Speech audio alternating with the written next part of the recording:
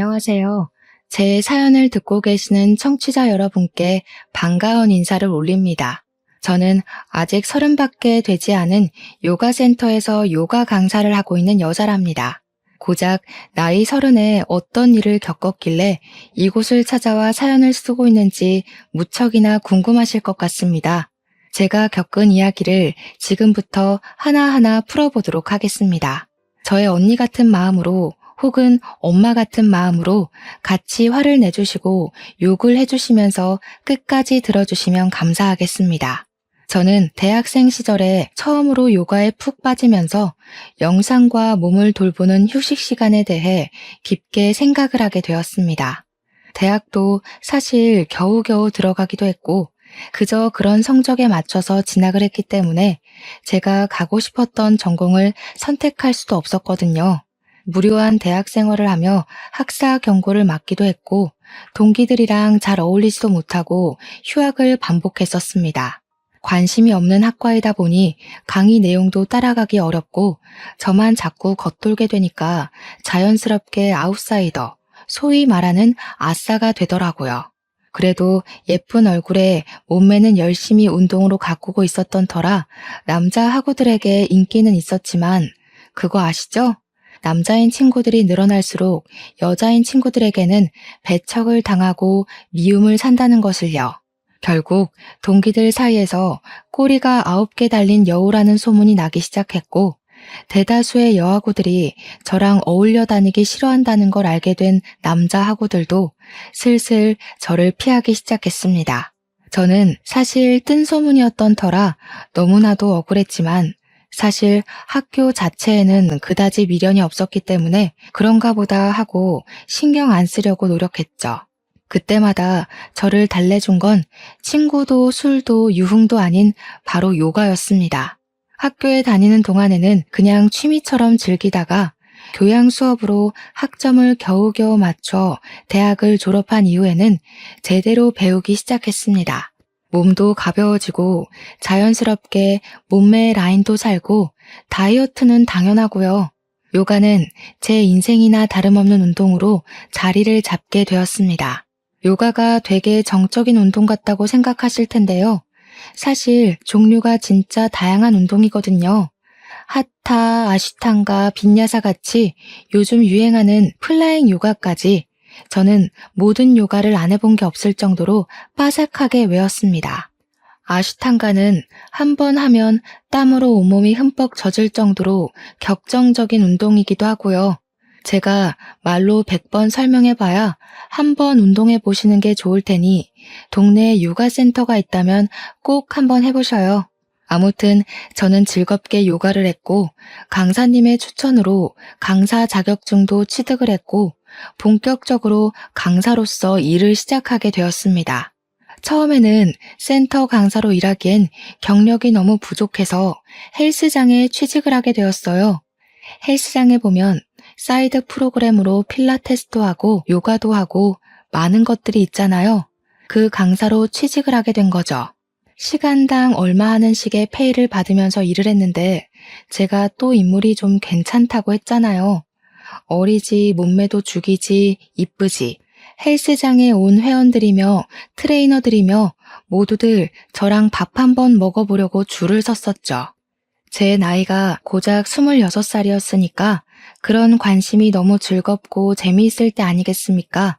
이 회원이랑 밥 먹고 저 회원이랑은 커피 마시고 하면서 요가 수업 들으라고 권유도 하고 회원도 늘리고 회원들이 점점 늘어나니까 헬스장 관장님이 저를 예뻐해 주셔서 시급도 팍팍 올려주셨습니다. 그렇게 열심히 관심 속에서 하루하루를 즐기고 있었는데 헬스장에서 회원 한 분이 저에게 사귀자고 고백을 한 것이었죠. 근데 제가 약간 철벽 같은 걸 좀 치고 다녔거든요. 직장 내에서 연애는 하지 말자 주의였어요. 왜냐면 서로 껄끄러워질 게 뻔하잖아요. 연애하면 분명 티가 날 텐데요. 거기다가 헤어지기라도 하면 누군가는 그 헬스장을 떠나야 하는데 그것도 부담스럽고요. 당연히 저는 일로 만난 관계에서 연애할 마음이 없다고 거절을 했죠. 다른 회원 몇 명도 저에게 고백을 하고 사귀자고 했는데 제가 다 거절했거든요. 그렇게 거절한 회원들이 한 4명 정도 됐어요. 회원들도 처음에는 불나방처럼 달려들다가 제가 아무랑도 사귀지 않고 모두 거절을 하니까 그냥 그림의 떡이구나 하면서 들러붙지 않았죠. 물론 밥이랑 커피는 사준다고 하면 냉큼 얻어먹고 다니긴 했지만요. 그런데 어느 날 우리 헬스장에 진짜 누가 봐도 한 번 더 돌아볼 만큼 잘생긴 남자가 등록을 한 거예요. 몸도 장근육이 불룩불룩 야무지게 좋고 생긴 것도 진짜 잘생겼는데 더 멋있는 포인트는 말이죠. 차가 한 3대 있는 것 같더라고요. 요일별로 차를 바꿔 타고 등장하는데 하나같이 비싼 외제차를 끌고 오는 겁니다. 그중 하나는 억대 스포츠카라고 하더라고요. 다른 회원들도 시기와 질투, 부러움이 섞인 채로 뒷말들을 하는데 남자들의 질투가 어마어마하게 무섭더라고요. 관장님한테 슬쩍 그 회원에 대해 물어보니까 완전 금수저라고 하더라고요. 차고 다니는 시계가 몇 천만 원 하는 브랜드더라. 집이 원래 부자인 것 같더라. 나이도 많지 않더라 하면서 신나게 이야기를 하더라고요. 저도 모르게 홀린 사람처럼 관장님한테 저런 남자랑 한번 진하게 사귀어보고 싶다고 했더니 관장님이 저를 말리셨어요. 아서라, 우리 헬스장 남자 회원들 다 그만둔다 하시는 겁니다. 뭐 관장님 입장에서는 저 때문에 재등록하는 회원들이 있으니 제가 회원이랑 연애하는 게 별로 마음에 들지 않으시겠죠. 어쩔 수 없이 혼자 멀리서 그 회원님이 운동하는 것만 힐끔힐끔 훔쳐봤거든요. 근데 그 이후에 회원들이 저보고 밥 먹자, 커피 먹자 하면서 추파를 던져도 마음이 영 가지 않더라고요. 평소 같으면 냉큼 따라 나가서 공짜 밥 먹고 공짜 커피 마시고 은근히 오빠 너무 고마워요 했을 텐데요. 저한테는 시선도 주지 않고 묵묵히 운동만 하는 잘생긴 회원한테 은근히 서운할 지경이었죠. 저렇게 잘생긴 남자는 나한테 관심도 없구나 하면서요. 근데 아시다시피 요가라는 운동이 보통 여자들을 위한 운동이라는 인식이 있어서 남자들은 거의 안 하는 운동이거든요. 자세가 유연성을 요구하기도 하고 몸매 라인을 정리하기 위한 운동이고 동작이니 근육을 원하는 남자 회원들한테는 만족스럽지 못한 운동이기도 하죠. 남자들은 땀 뻘뻘 흘리면서 막 누가 봐도 허리가 아작날 것 같은 역기 같은 거 들면서 운동하는 걸 과시하잖아요. 물론 요가에도 아시탄가라는 격정적인 운동이 있긴 하지만 남자 회원들에게는 매력적이지 못한 운동이죠. 누워서 호흡하고 명상하고 하는데 다들 지루해하기만 하고 별로 좋아하지 않았어요. 저랑 친해지고 싶어서 몇 번 수업을 받았던 남자 회원님들도 결국에는 떠나가더라고요. 아무튼 제가 제일 한가한 타임이 오후 9시 타임이거든요. 이때 보통 주부들은 집에서 아이들을 돌봐야 하는 시간이고 젊은 회원님들은 술 마시러 떠나는 시간이라서요. 저의 마지막 타임이기도 하고 끽해봐야 한두 명 정도 수업을 신청하면 일부러 8시 타임으로 옮겨놓고 빨리 퇴근해버려요. 관장님도 그 정도는 눈 감아 주시고요. 근데 그 금수저 회원님께서 덜렁 9시 요가를 신청해 두신 거 있죠? 더 신이 났던 건 9시 타임에 금수저 회원님 말고 다른 분들은 아무도 신청을 안 했더라고요. 평소 같으면 8시 타임으로 당기고 1시간 일찍 하는 퇴근을 꿈꿨을 텐데 제가 이런 절호의 기회를 놓칠 수 없죠. 일부러 9시까지 기다렸다가 완전 1대1 맞춤 수업으로 요가를 했어요. 어떻게 해서든지 흥미를 주고 싶은 마음에 어려운 동작들은 피하고 PT랑 비슷한 동작들로 커리큘럼을 수정해서 맞춤형 운동을 보여드렸죠.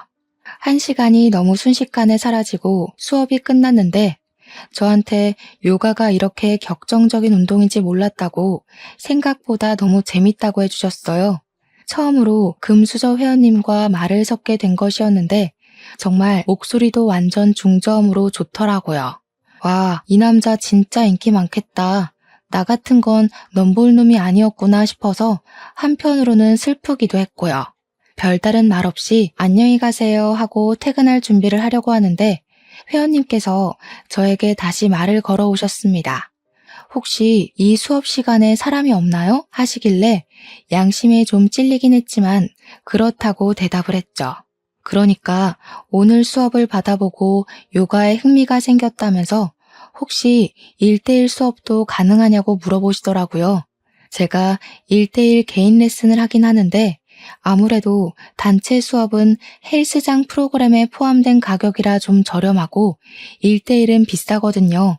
거기다가 시간도 오전 타임에 1대1 수업을 진행하고 저녁 타임은 단체 수업으로 진행한단 말이죠.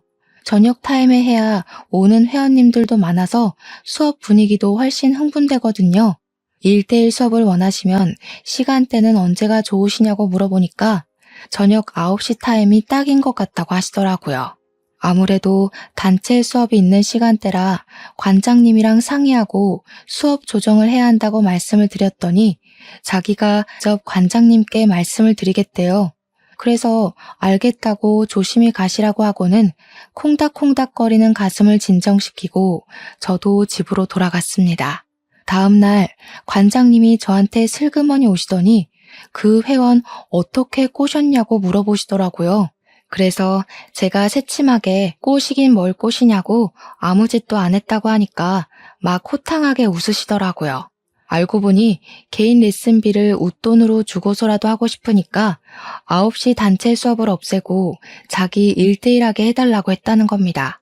그러면서 레슨비 엄청 높게 맞췄다고 저한테 보너스를 주시겠다고 하는데 그런 건 귀에 들리지도 않더라고요. 돈으로 시간을 사겠다는 그 재력이 뿅가게 멋있는 거예요, 진짜.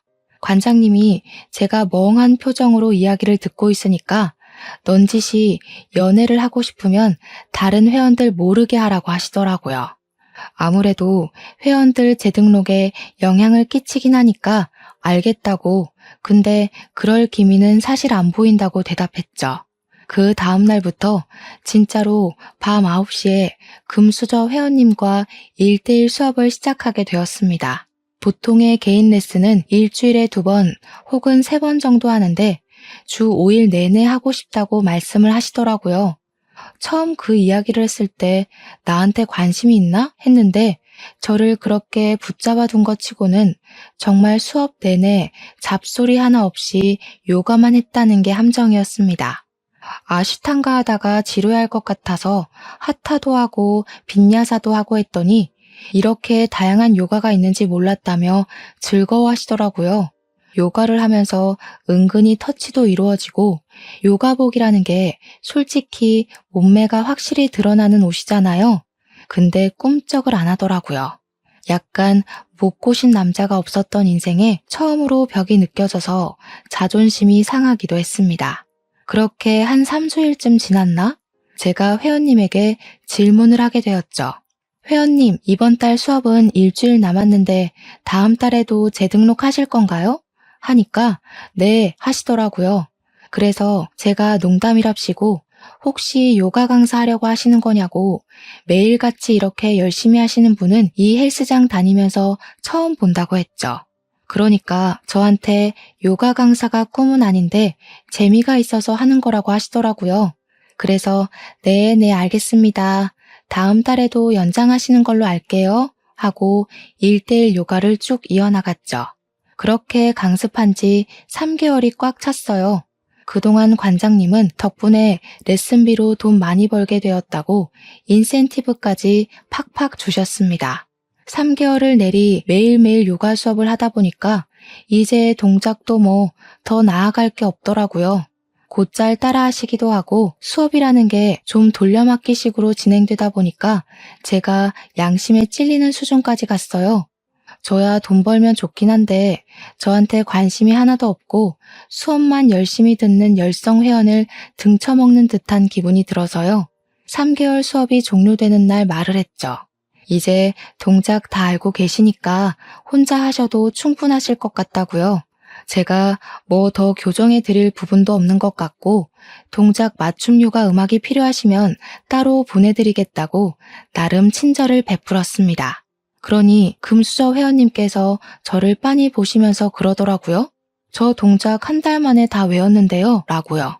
순간 무슨 의미인가 이해가 안 돼서 속으로 그래서 어쩌라고가 튀어나왔지만 그냥 웃고 말았죠. 칭찬은 고래도 춤추게 한다니까 그런 것 같다고 너무너무 잘하시더라. 앞으로 혼자 하셔도 될 것 같다. 꾸준하게 하시면 라인이 더 살아날 거다 했죠.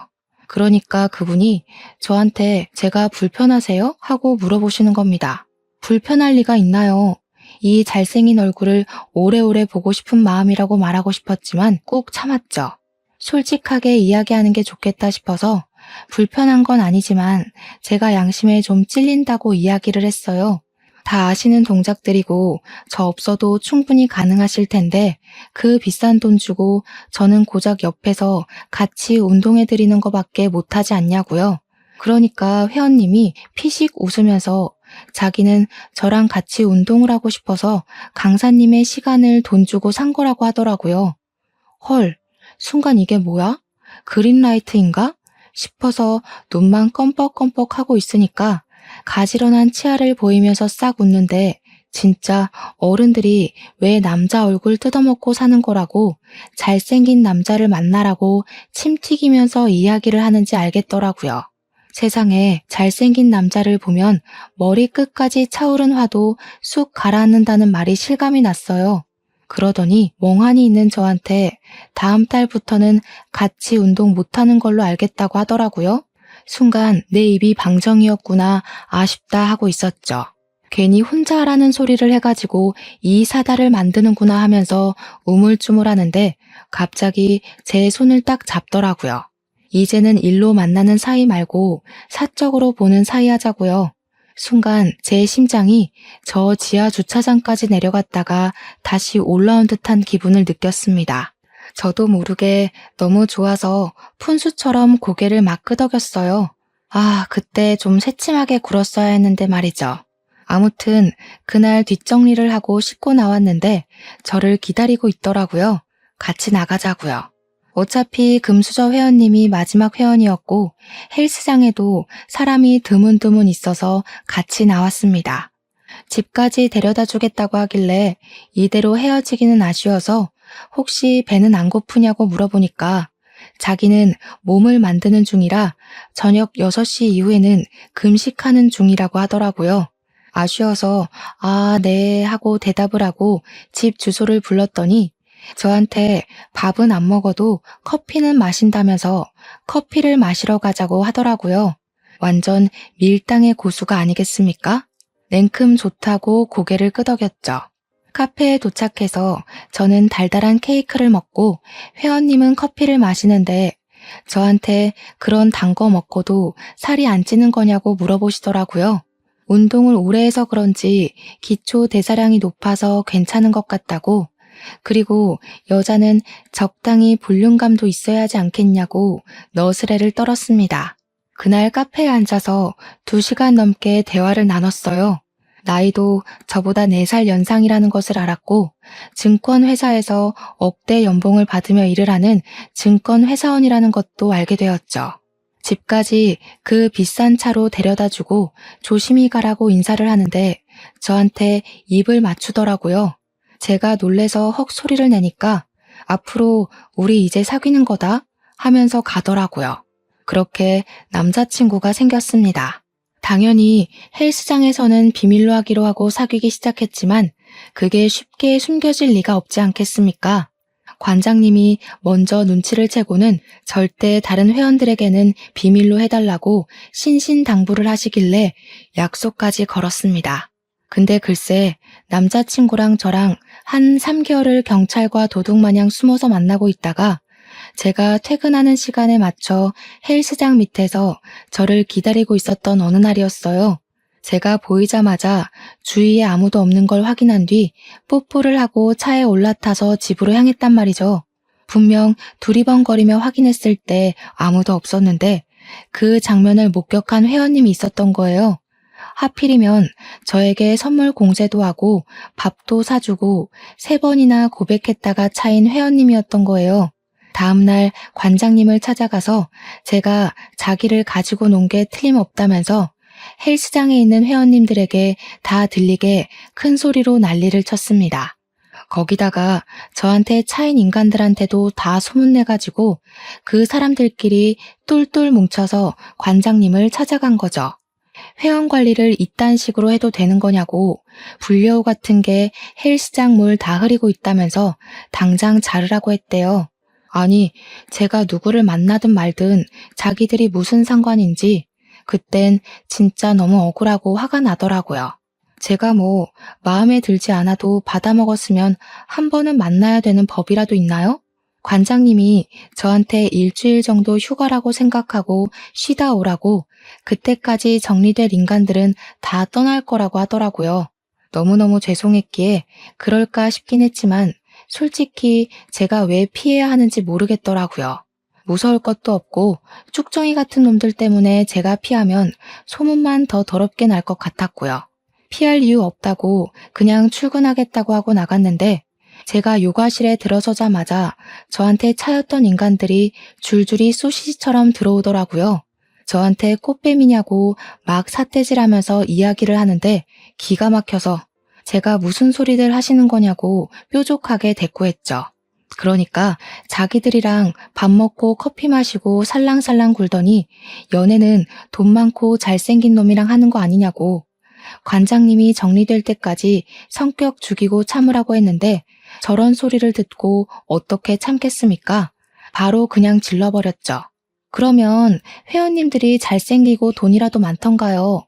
자기들 능력 안 돼서 저 하나 꼬시지도 못해놓고 이게 무슨 자격지심이람? 제가 좋아하는 사람이랑 연애를 하겠다는데 왜 감나라 배나라 하세요? 제가 커피 사달랬어요? 밥 사달랬어요? 먼저 사주겠다고 나가자고 하더니 왜 저를 꽃뱀으로 만들어요? 근데 하필 그 타이밍에 요가 수업 들으러 왔던 아주머니 회원님 한 분이 그걸 들었던 거죠. 그 아줌마 입이 진짜 촉새였거든요. 남자 여럿이 와서 따지고 드니까 이리저리 소문을 이상하게 낸 거죠. 제가 이 남자 저 남자 다 꼬시고 다니다가 결국에는 잘생긴 금수저 물어서 한몫 챙기려고 판을 짰다고요. 와, 진짜 제가 지나가기만 하면 다들 수근수근 거리는데 속상해서 눈물도 몇 번 흘렸어요. 그때 제 남자친구가 그러더라고요. 이런 데서 고생하면서 일하지 말고 자기랑 결혼하자고요. 연애한 지 고작 3개월 지났는데 결혼이라니 상당히 오버하는 것 같고 너무 섣부른 판단이라 느껴지시죠? 근데 그때는 그런 거 생각할 겨를이 없었어요. 이미 이 사람에게 푹 빠져 있었고 결혼하자는 그 말 자체가 구원처럼 들렸거든요. 저는 바로 결혼하겠다고 대답을 했습니다. 저는 헬스장을 그만두게 되었고 본격적인 결혼 준비에 돌입을 하게 되었습니다. 우리 집에서는 금융권에서 일하는 억대 연봉을 받는 사위가 싫을 리가 없죠. 거기다가 집도 완전 금수저 집안이었으니까요. 오히려 집안 격차가 심하게 나는 것 같다면서 우리 딸이 무시당하고 고생할까봐 걱정이 되어 시집을 보내도 될지 말지 고민이 된다고 하셨습니다. 우리 예비 신랑이 부모님 손을 잡고 절대로 힘들게 하지 않을 거라고 걱정하지 마시라고 신신당부를 했습니다. 결국에는 번지르르한 우리 예비 신랑의 얼굴에 홀라당 넘어간 부모님은 결혼을 허락해 주셨습니다. 시댁에도 자연스럽게 인사를 드리러 갔는데 진짜 집에 도착하고 나서 깜짝 놀랐어요. 강남에 엄청 비싸다고 늘 집값 순위에 오르락내리락하는 주상복합에 사시더라고요. 연예인 누가 살더라, 정치인 누가 살더라 하면서 저 주상복합에 살아보고 싶다 하는 사람들이 있을 정도로 입에 오르는 곳이었습니다. 엘리베이터에서 느껴지는 고급스러움에 완전히 주눅이 들었죠. 아무튼 시댁에 갔는데 시부모님이 저를 반갑게 맞아주셨어요. 그런데 시부가 저한테 직업이 뭐냐고 물어보시는 겁니다. 그래서 담담하게 요가 강사라고 대답했죠. 그러자 요가 강사? 그거 좀 그런 직업 아니니?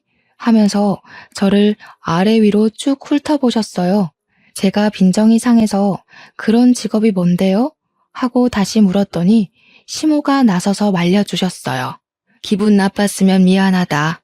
너네 시아버지 될 사람이 고지식한 사람이라서 그래.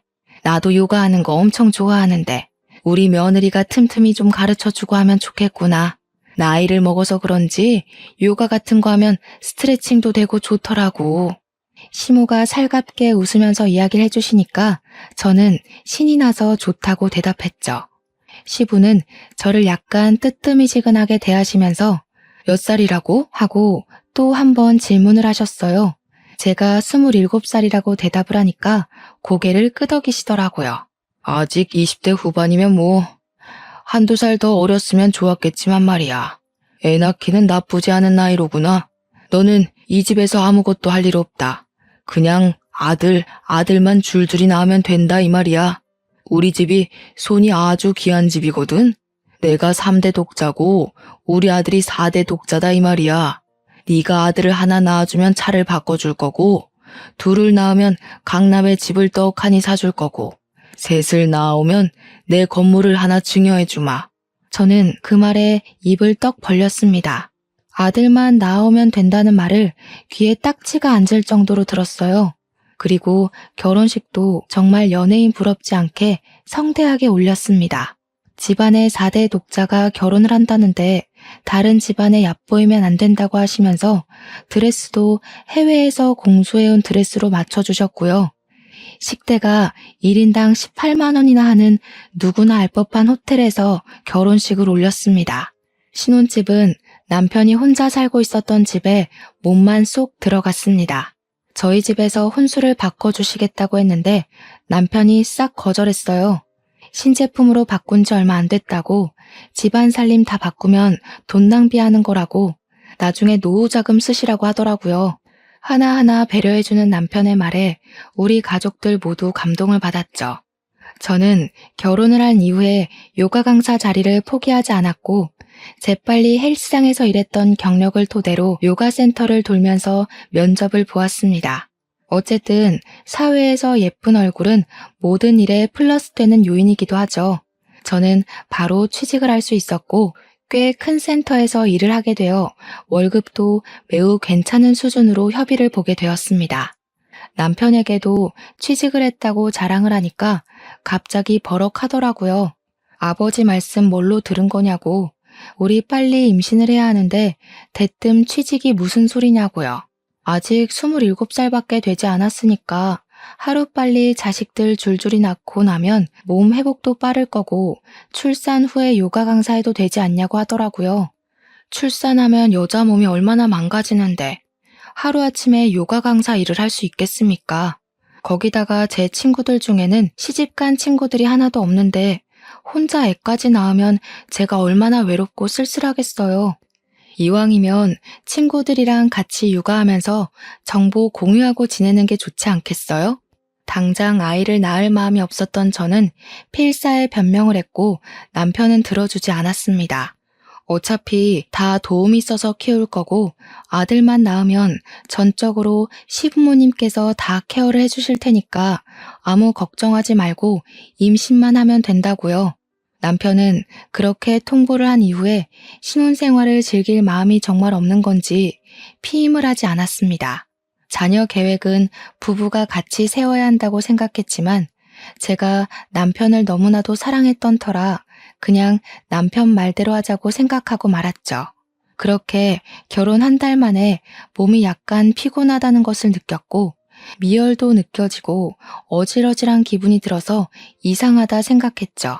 피임을 하고 있지 않았으니까 혹시 임신일까 싶어서 테스트기를 했는데 정말 두 줄이 떡하니 뜨는 게 아니겠습니까? 저는 너무 놀라서 산부인과에 당장 달려갔고 아기 집이 보인다고 임신이라는 이야기를 들었습니다. 하지만 너무 초기라서 제대로 보이는 것이 없으니 1, 2주 뒤에 다시 와서 보는 게 좋겠다는 이야기를 들었죠. 제가 그때는 요가 센터에서 일을 하고 있었기에 당장 수업이 너무나도 걱정되더라고요. 인계를 받을 수 있는 강사가 없어서 센터에는 임신 소식을 알리긴 했으나 한 달 동안 사람을 구하는 기간을 드리고 일을 해주겠다고 약속했습니다. 그런데 그게 문제였을까요? 임신 7주 차에 그만 계류 유산이 되고 말았던 것이죠. 저는 고 싶지 않았습니다. 의사 선생님은 친절하게 설명을 해주셨어요. 계류 유산이 된 건 산모의 탓이 아니라고도 하셨죠. 아기 집이 보이긴 하지만 태아가 보이지 않는다고 하시며 놀란 저를 토닥여 주셨습니다. 계류 유산은 누구나 겪을 수 있는 일이고 산모님 회복이 가장 중요한 거라고 저에게 마음의 상처를 너무 받지 말라고 하셨어요. 임신했다는 소식을 설레발치며 양가에 다 말을 해뒀었는데 시부모님은 바로 실망을 하셨고 남편은 저에게 일을 빨리 그만두라고 했습니다. 몸을 회복해야 했기에 한 달을 다 채우지 못하고 유산 소식을 전하며 퇴직을 할 수밖에 없었죠. 시부는 저에게 요가를 했다고 해서 자궁이 튼튼한 줄 알았는데 요가한답시고 나가서 딴짓을 하고 온 건 아니냐고 비수를 꽂으셨어요. 시모는 그런 시부를 나무라며 초기엔 그런 일이 많으니까 앞으로는 조심하면 되는 거라고 그런 소리 하지도 말라고 제 편을 들어주셨습니다. 저는 소파 치료술을 했고 다행히 나이가 어려서 그런지 몸은 빠르게 회복이 되었습니다. 남편은 산부인과에 쫓아와서 임신 준비를 언제부터 다시 시작하는 게 좋겠냐고 의사 선생님께 묻더라고요. 의사 선생님은 남편을 쓱 쳐다보더니 산모 몸이 안정되었다 느껴지면 준비를 하시라고 하며 저에게 영양제를 이것저것 권하셨습니다. 남편은 모조리 다 달라고 했고 엽산과 철분제 비타민 같은 것들을 먹으면서 다시 새롭게 임신 준비를 하자고 했죠. 저는 남편의 집착과 같은 감시 아래에서 매일같이 영양제를 하루에 3번씩 먹어야 했습니다. 하루는 제가 너무 지쳐서 이렇게까지 해야 되는 거냐고 물었더니 다 우리 부부 좋자고 하는 일이라고 하더군요. 어릴 때부터 아들 노래를 불렀던 집안에 아들을 안겨드리는 것만큼 효도가 어디 있겠냐고요. 그러면서 너도 하나만 낳으면 차 사준다고 하지 않았냐고 외제차 끄는 사모님 하고 싶지 않냐고 빨리 임신하자고 하더군요. 저는 울며 겨자 먹기로 매일같이 영양제를 먹어야 했고 정확히 유산한 지 6개월 만에 2번째 임신을 하게 되었습니다. 근데 제 나이가 1살 더 먹어서 28살이 되었잖아요. 1살 더 먹었다고 시댁에서 난리가 난 거죠. 하루라도 빨리 애를 낳아야 1명이라도 더 낳을 수 있는 거 아니냐고 하면서 저를 엄청 쪼아댔습니다. 그때 마침 임신을 한 사실을 알게 되었고 이번에는 아기 심장 소리까지 확인을 할 수 있었습니다. 하지만 한번 유산을 겪었던 터라 마음의 불안은 가시지 않았고 남편에게 우리 임신 3, 4개월이 될 때까지 비밀로 하자고 했죠. 그리고 제가 임신 16주를 맞이했을 때 배가 볼록 나오기 시작했고 아이의 성별이 아들이라는 것까지 확인하게 되었습니다. 남편과 저는 병원에서 주책맞게 눈물을 흘렸고 바로 시댁으로 찾아가 임신 16주고 아들이라는 것을 말했습니다. 그러자 시부가 저한테 역시 우리 며느리라면서 인정이라고 저한테 차를 사주시겠다고 하시는 겁니다. 떨리는 마음에 비싼 외제차 계약까지 딱 하고 집으로 돌아왔죠. 그렇게 태교에만 집중을 하며 지냈는데 임신 20주에 아이가 또 유산이 되고 말았습니다. 원인을 정확하게 알 수 없다고 하더라고요. 단지 제 자궁이 약하고 갑상선 기능에 문제가 있어서 그런 것 같다고 했어요. 당연히 시부는 목덜미 잡고 쓰러지고 우리 남편 또한 망연자실하더라고요. 무엇보다 가장 슬픈 건 저였습니다. 우리 아이 태명도 붕붕이로 지었는데 시부가 붕붕이가 태명이니 붕붕 떠난 것 아니냐고 차 계약도 바로 취소해버리셨어요. 그러더니 제가 처치를 다 받고 태어나는데 그러시더라고요. 너 혹시 담배 피우냐? 아기 가지고 술 먹고 춤추고 논 거 아니지? 아니면 자궁에 문제가 있어? 왜 애가 2번이나 유산이 되냐고. 갑상선 기능에 문제가 좀 있다고 하더라고요. 자궁도 2번의 유산을 겪으면서 많이 약해졌다고 하더라고요. 이런 쓸모없는 계집애 같으니라고. 나이가 어려서 애는 많이 낳겠거니 싶어서 부족한 년 받아줬더니 그래서 너 임신을 할 수 있다는 거야 없다는 거야? 남편이 한숨을 푹푹 쉬면서 병원에서 하는 말이 제 갑상선 기능이 많이 저하되어서 약물 치료를 해야 한다고 했다 말했어요. 이게 호르몬제가 투여되는 거라 치료가 끝날 때까지는 임신을 하면 안 된다고 했다고 말을 전하니까 시부 얼굴이 빨개지더라고요. 사람이 열이 받아서 혈압이 오르면 얼굴이 그렇게까지 빨개질 수 있구나 하는 걸 알았죠.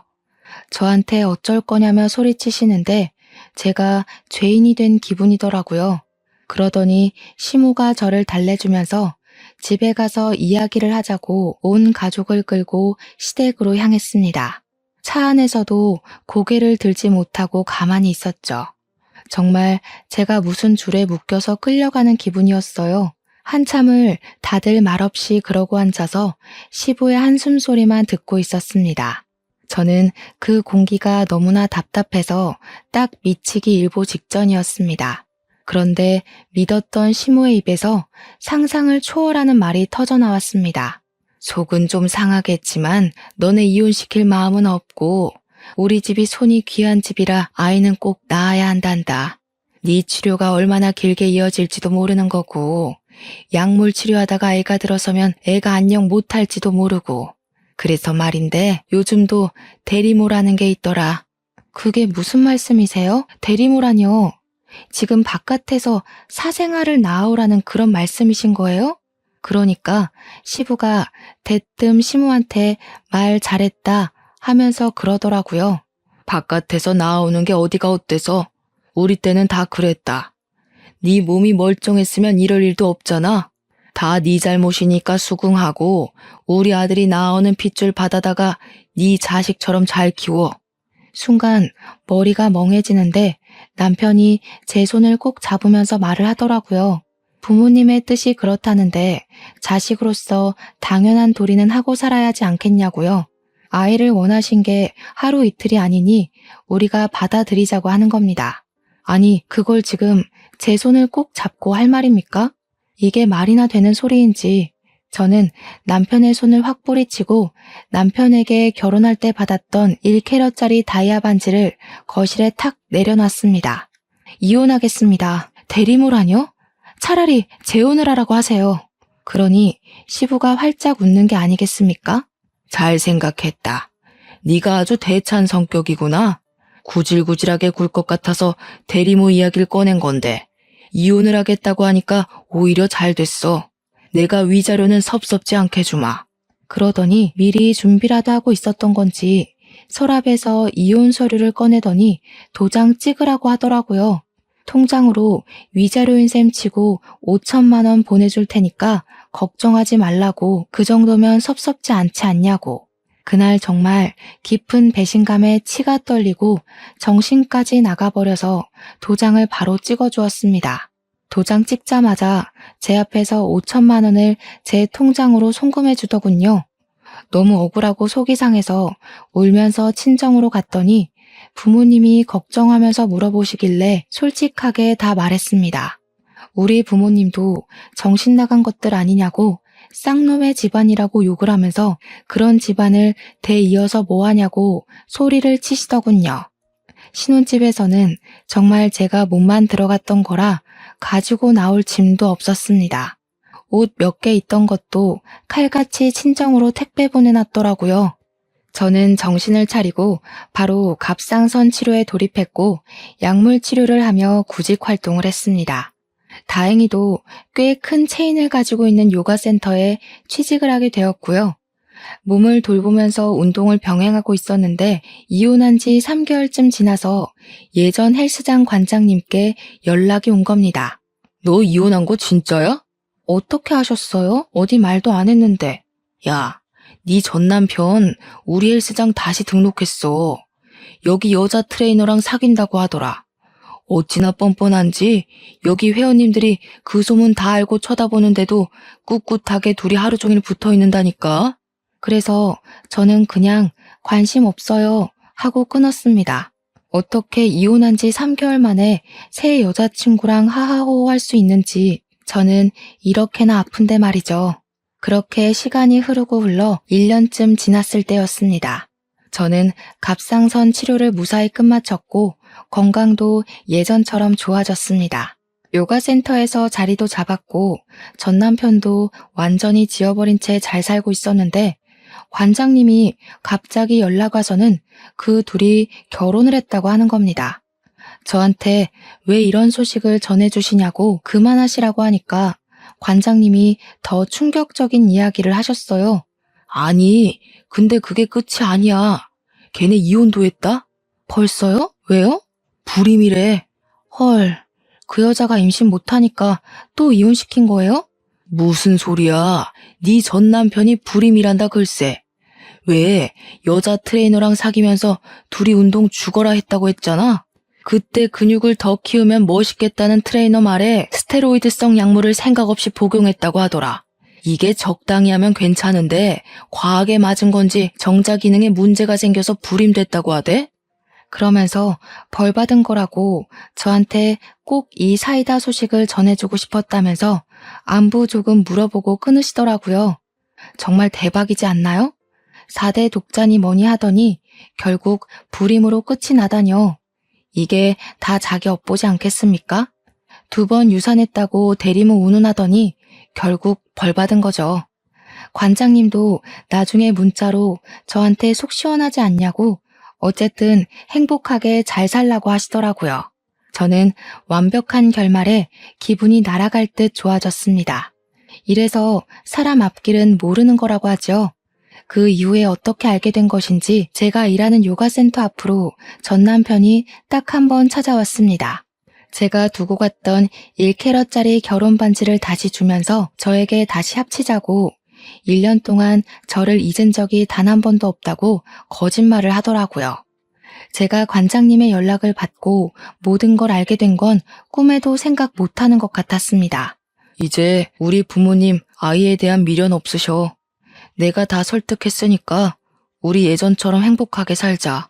무슨 소리야? 너 1년 동안 바빴잖아. 재혼도 하고 이혼도 하고. 그걸 네가 어떻게 알아? 심지어 약물 복용하다가 불임까지 됐다며? 4대 독자 어떡하니?